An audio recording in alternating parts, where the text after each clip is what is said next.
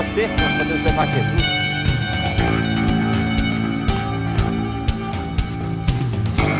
Invista neste canal. Invista em um mundo melhor.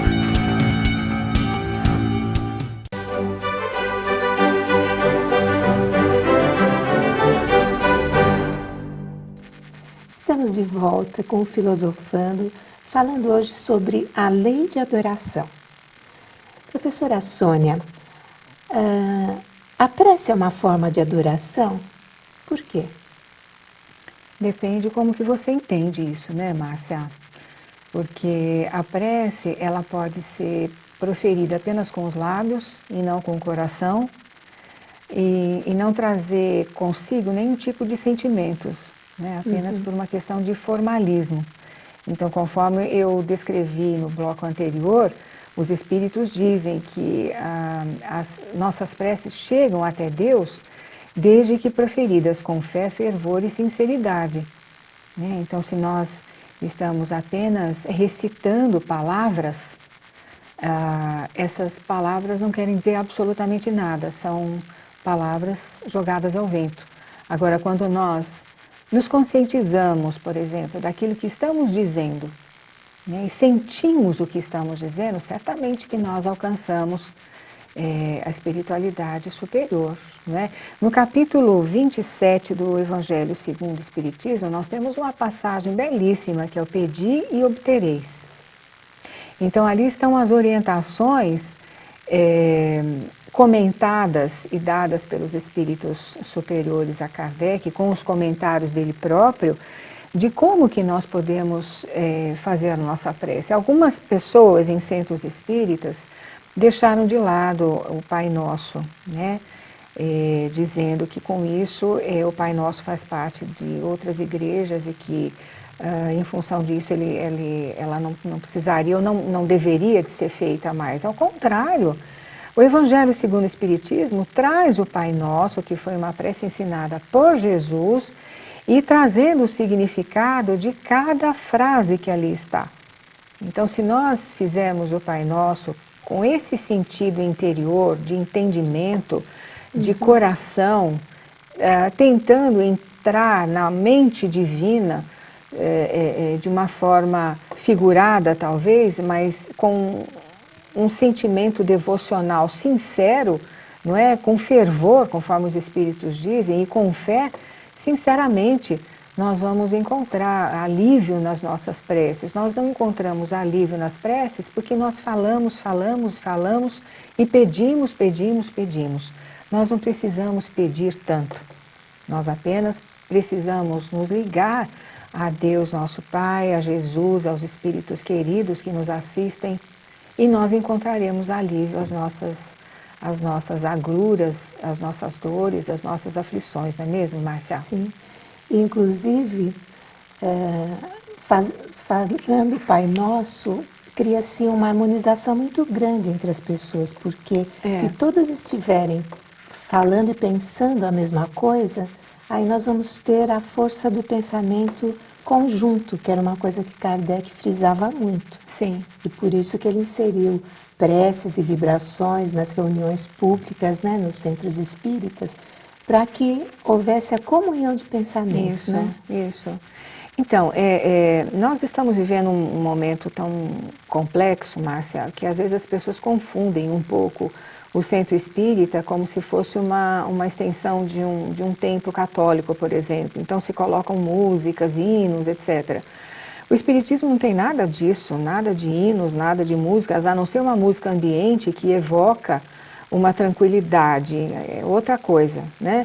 Agora, o que os espíritos dizem? Olha só, os comentários que foram feitos aqui por Kardec, aliás, qualidades da prece, ele retira do Evangelho de Mateus, capítulo 6, versículos 5 a 8.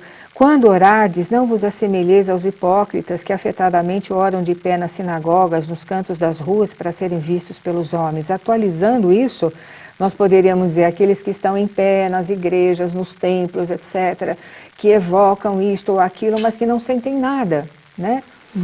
Na outra parte, a eficácia da prece. Seja o que for que peçais na prece, crede que obtereis e concedido vos será o que pedirdes. Então, a questão da fé. Os Espíritos não falaram sobre a fé? Fé, fervor e sinceridade.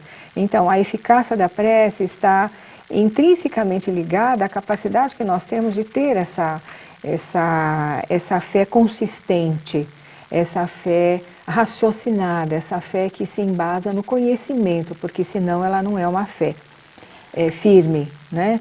Possível é, portanto, que Deus aceda a certos pedidos sem perturbar a imutabilidade das leis que regem o conjunto, subordinada sempre essa anuência à sua vontade. Agora, será que a prece pode evitar que passemos pelas provações? Ou então ela consegue o perdão das nossas faltas simplesmente pela prece? Zera, né? Você quer dizer que Zera. Não, não zeram as nossas faltas, não, porque as nossas faltas ficam registradas no nosso inconsciente individual e se existem outras pessoas envolvidas, no nosso inconsciente coletivo também.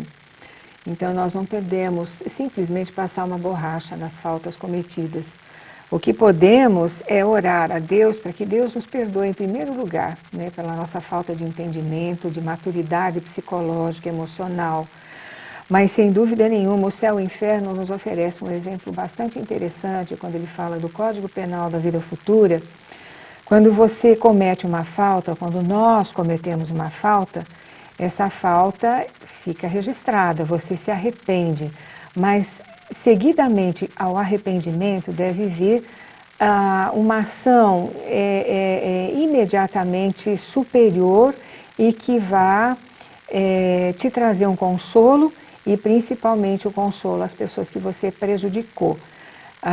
Então é a ação no bem, somente a ação no bem vai amenizar, não apagar, vai amenizar o sofrimento daquelas pessoas que você porventura possa ter envolvido nas suas atitudes, nas suas palavras e até você mesmo.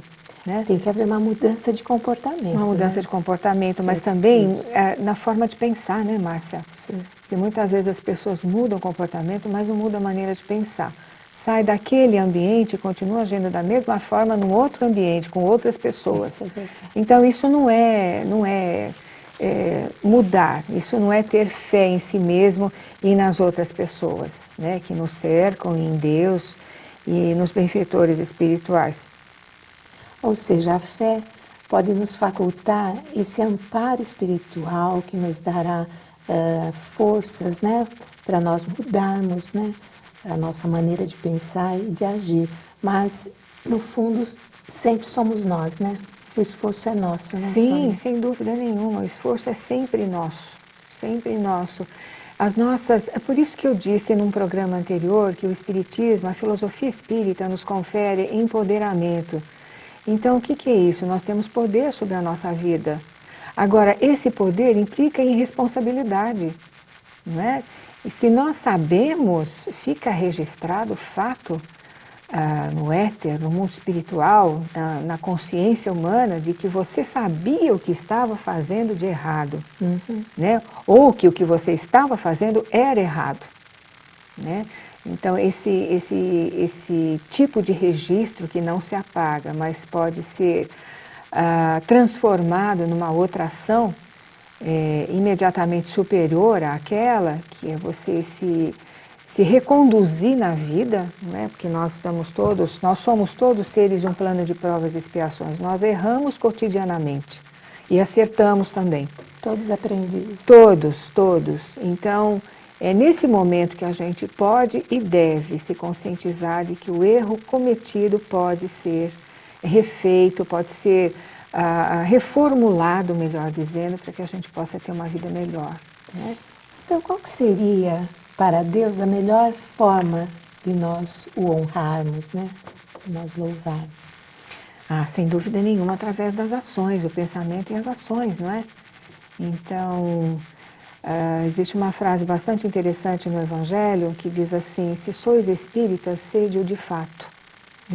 Isso vem depois daquelas recomendações que o plano espiritual nos dá sobre o homem de bem, né?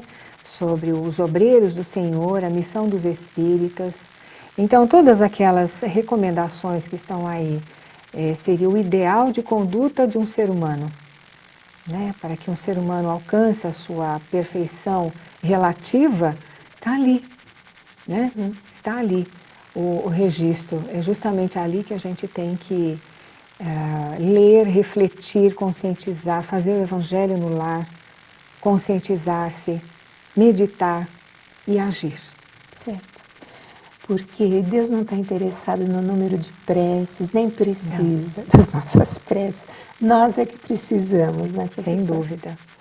Bem, vamos então encerrando o programa de hoje, agradecendo muito pela atenção de todos e novamente registrando a necessidade de fazermos doações aqui para as Casas André Luiz, para a TV Mundo Maior e rádio, que trabalham em benefício da sociedade, divulgando essa doutrina maravilhosa e ajudando a tantos deficientes mentais e físicos, como ela faz. Portanto, se você ainda não é sócio, associe-se. Ligue para o 0800 12 18 38. E até a próxima semana. Até lá.